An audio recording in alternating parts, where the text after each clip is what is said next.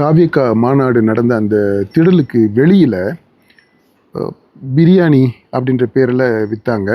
அது எல்லாம் வெறும் குஸ்காவாக இருந்துச்சு, அதுக்கு 70 ரூபா வாங்கிட்டாங்க, ரொம்ப ஏமாத்தா இருக்குது அப்படின்னு சொல்லிட்டு ஊடகங்கள் அதுக்கு அளவுக்கு அதிகமான முக்கியத்துவம் கொடுத்து இந்த மாதிரி வியூஸை பதிவு பண்ணி தொடர்ந்து டெலிகாஸ்ட் பண்ணிட்டு இருந்தாங்க.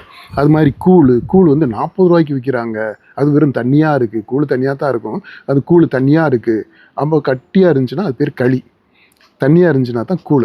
சரி, அது இருக்கட்டும். இப்போ அந்த மாதிரி கூழுக்கு 40 ரூபா கேட்குறாங்க அப்படின்னு சொல்லிட்டு இந்த மாதிரி கொள்ளையடிக்கிறாங்க அப்படின்றாங்க.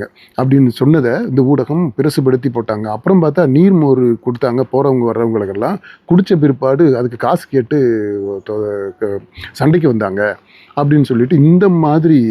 இது சாதாரண வியாபாரிகள், சின்ன சின்ன பாவம் ரொம்ப அப்ராணிங்க, அவங்கள வந்து இவ்வளவு குறை சொல்லக்கூடிய ஆட்கள். நீங்கள் ஆர்கனைஸ் பண்ணவங்கள நீங்கள் முதல்ல குறை சொல்லியிருக்கணும். இந்த மாதிரி நாங்கள் வந்திருக்கிறோம், இவ்வளோ நாள் கஷ்டப்பட்டுக்கிட்டு இருக்கிறோம், எங்களுக்கு தண்ணி இல்லை, சோறுக்கு வழி இல்லை, இதெல்லாம் நீங்கள் ஏற்பாடு பண்ணியிருக்க வேண்டாம், நீங்கள் யாரை கேள்வி கேட்டிருக்கணும்? இவங்க பாவங்க வந்து ஏதோ கூட்டத்தில் இந்த மாதிரி கூட்டம் கூடும்போது திருவிழாவில் ஒரு 1000-500 ரூபா எக்ஸ்ட்ராவாக சம்பாரிச்சிட போகிறாங்க. இந்த 500 ரூபா 1000 ரூபாய் சம்பாரிச்சிடுறன்றதை இவ்வளோ பெரிய விஷயமா நீங்கள் வந்து ஏமாத்து கொள்ள அப்படி இப்படின்னு பேசுகிறீங்களே. நீங்கள் வந்தீங்கல்ல, வந்த வழியில் எத்தனை டோல்கேட்டில் நீங்கள் வந்து காசு கட்டிட்டு வந்தீங்க, அதை பற்றி நீங்கள் எதுவுமே கேள்வி கேட்கல. நீங்கள் அப்புறம் தங்கி இருக்க ஹோட்டல்கள், அவங்க வந்து காசு கேட்குறாங்க, அதை பற்றி நீங்கள் எதுவுமே பேசலை.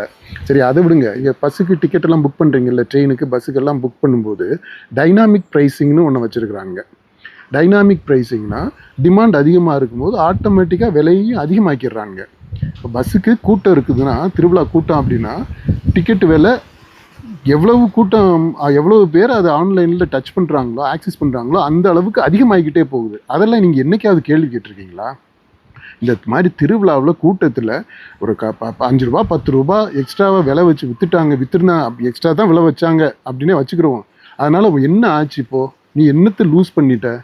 எவ்வளவோ விஷயங்களில் நம்மளை ஏமாற்றிக்கிட்டு அடித்து பிடிங்கிட்டு இருக்கிறாங்க. அது எதையுமே கேள்வி கேட்காம இந்த ஏழைப்பாளைங்க ஏதாவது ஒன்று செஞ்சுட்டா நீங்களுமே இந்த மாதிரி பேசுகிறீங்கன்னா எந்த விதத்தில் நீங்கள் வந்து ஒரு மாற்று அரசு கொண்டு வந்து கொடுக்க போகிறீங்க?